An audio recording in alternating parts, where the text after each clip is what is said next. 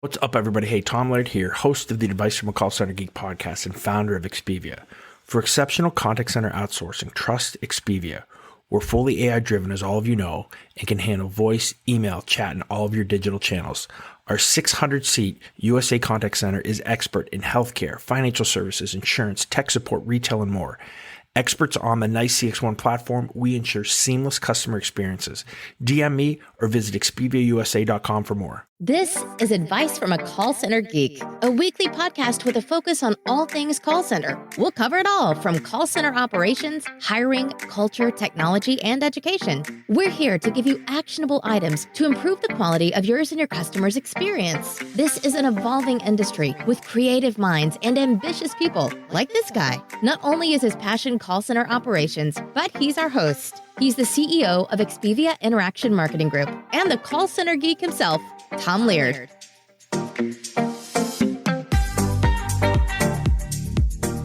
Welcome back, everybody, to another episode of Advice from a Call Center Geek, the call center and contact center podcast. We try to give you some actionable items to take back in your contact center, improve the overall quality, improve the agent experience, hopefully improve the customer experience as well.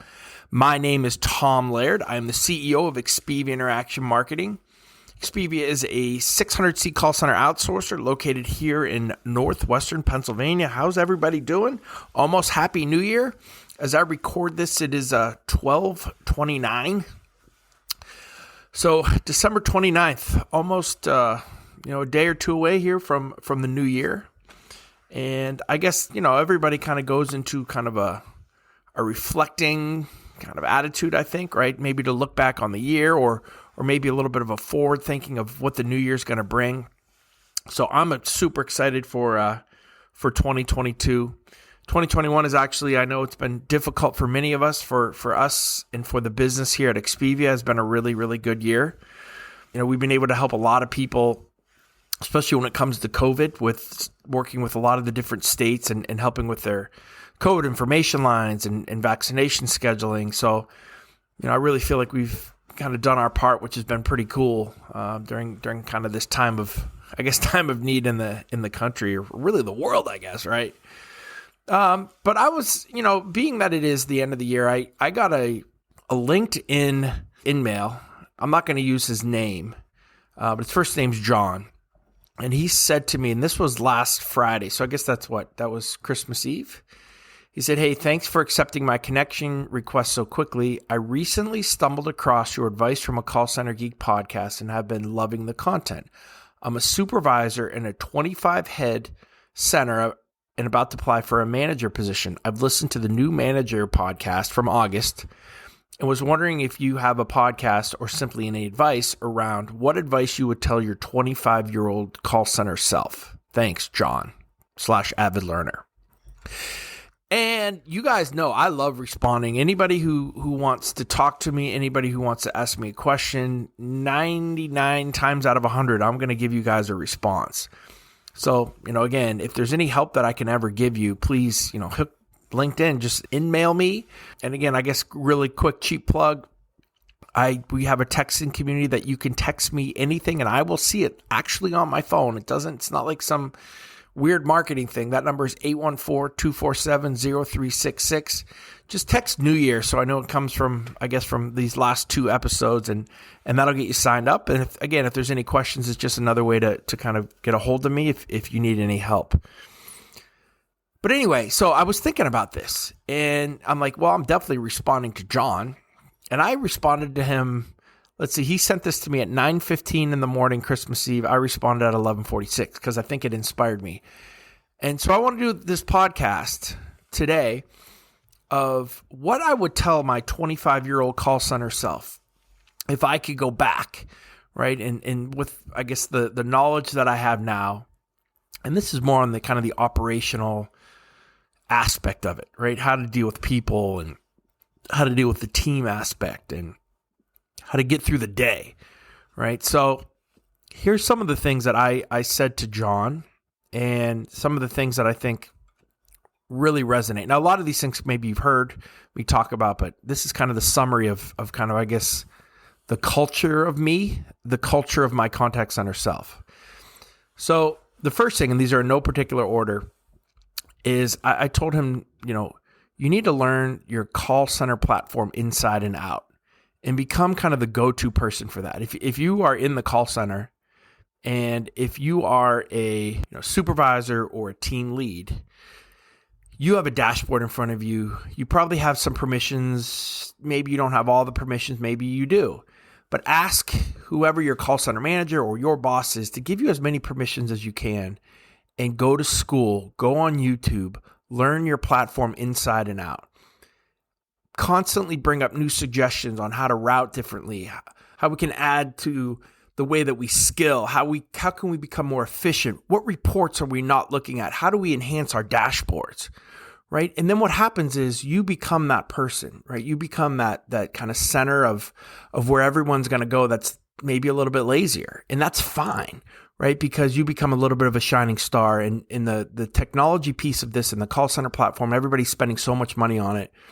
And so many people don't have a full use of it that you can really stand out in your center. And I wish, that was something I kind of did, but really something I really could have gone to town with a little bit more when we were, in my other life, in my other center, when we were just starting on the Avaya switch. The other thing I will say is that I talked about is attitude and effort, right? I wish I had that kind of mantra, and I wish I understood the importance of attitude, of making the job fun. I did have, I tried to have a game every single day. That's something that's kind of always been a part of me, but I don't know if I went out of my way to have a really great attitude, when I wasn't feeling it, that I didn't, that I forced myself to kind of smile when I'm having a bad day. You know what I mean? I think that that's a really important aspect of being a leader, no matter what. Like even in my job today, if a client reams me out for something that we did, and hopefully that doesn't happen very often, and it doesn't, but it does happen, or someone's not happy, I can't go in and walk the call center floor or have a Zoom meeting and be down and mopey or even be irritated or mad, right? I have to keep that even keel, that even demeanor. And to be honest with me, if I get angry, I don't think properly. And I've learned kind of that from a self-reflection that I need to be even keeled, even when I'm kind of irritated, to make sure that I'm thinking clearly and I'm not overreacting, because I've made so many mistakes when I was younger, making just those angry, stupid, knee-jerk reaction decisions.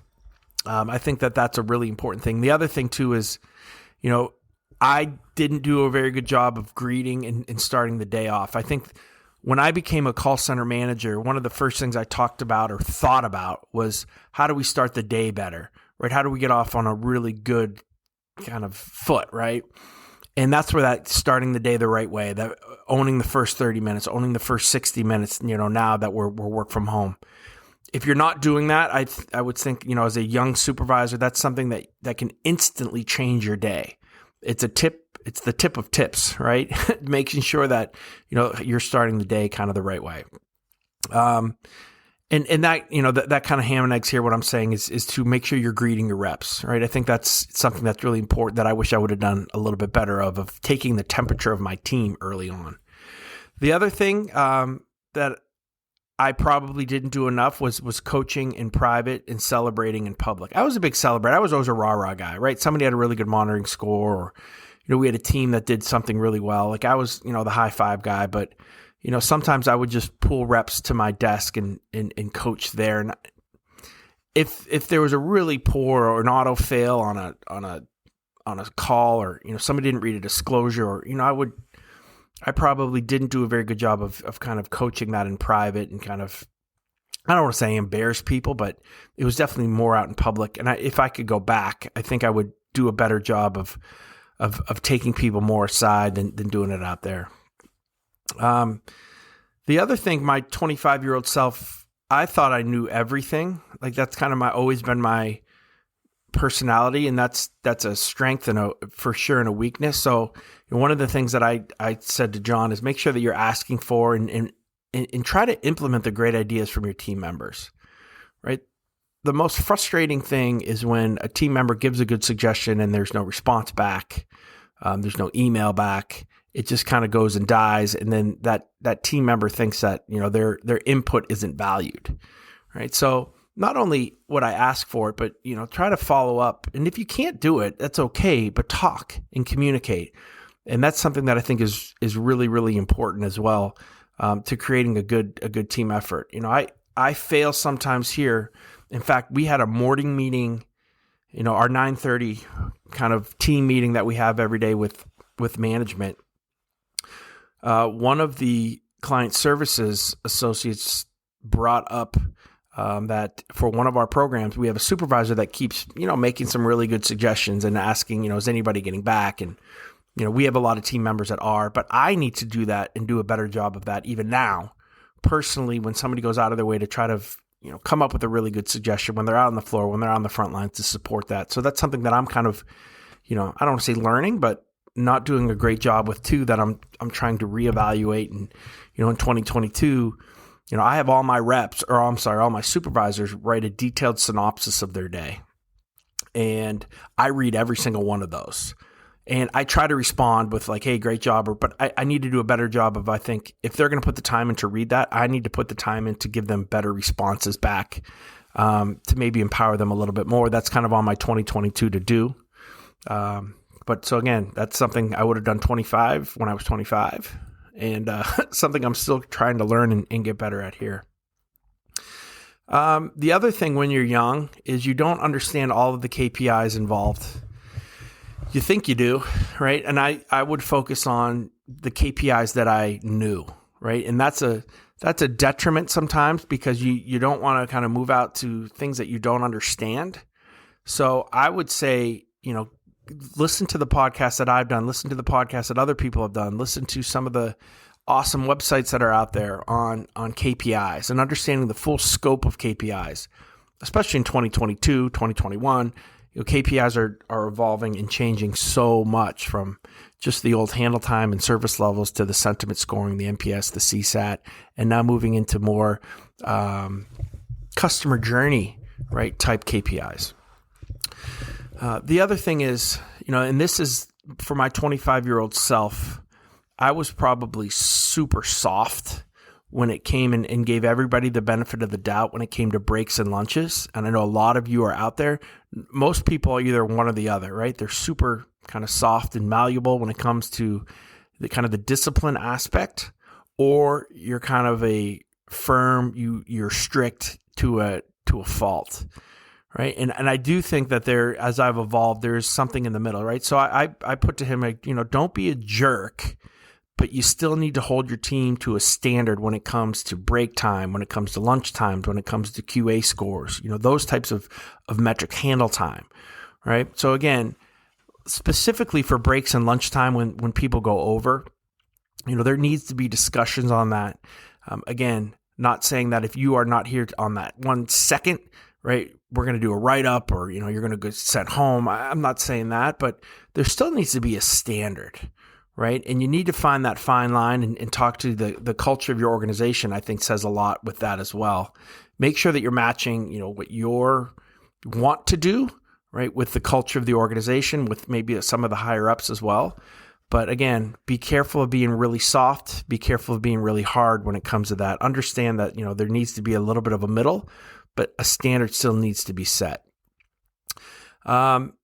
Another thing I have on here is, type a daily synopsis, send it to your call center manager or your boss, or whatever you call them, right? Even if they don't need it, do it for yourself, right? Keep track of your daily progress, right? What happened? It's awesome to be able to go back and when you have a rep that says, hey, I never had that on my scorecard, or I never did that, and you can kind of go back and not just throw it in their face, but you have a little bit of detail to say, hey, we did talk about this 3 weeks ago, right? Let's make sure, you remember that we said this, this, and this, and they're going to be like, oh yeah, you have all that, right? And I think when you type it, even if you don't use it again, it just reaffirms some of the things that you're doing. And it kind of keeps a log of everything. So I think a synopsis is really important. Just kind of a quick diary of the day. Doesn't have to be a Bible, right? But something that's there that you can kind of go back and look on. The other thing is, don't be late, right? If we're going to hold our reps to a certain standard, right, then we need to be above that standard, right? You can't be late. You can't be talking about, again, these are young things, right? Things that you when you're young, you don't think matter, right? You don't think if I, go over and I talk to one of my buddy supervisors for 5 or 10 minutes that the reps aren't going to notice that. They are, right? So you got to be on task. You can't be late. You got to make sure that you're kind of following the rules to a T, right? Because being a leader can be, it's painful. It's hard. It's not easy. So if you're not going to be you're holding yourself to the standard that you're holding your associates, you kind of lose the respect, right? So you got to make sure that you're doing that. And the last thing I have here is have fun, right? Have fun with the job. If you don't like it, if you're miserable every day, obviously it's not the place for you. But this can be a very stressful job, but it can be so much fun. There's so much human interaction. You can have so much impact in the reps and the people that you're dealing with, in the customers that your reps are dealing with, right? The supervisors that are having fun, that are motivated, that are high-fiving, that are walking around, that are doing Zoom meetings. I think it's really, really important. And you're going to have the biggest impact on your people, on the organization, and on your customers. So that's kind of some of the things I'd tell my 25-year-old self if I could look back. Again, have a great and happy New Year. I will be back again. I guess I'll talk to you guys next year. Whole joke, right? But I'll talk to you guys next week. And, we got a whole nother year of content. Really excited. Thank you guys for an amazing year. And I will talk to all of you soon.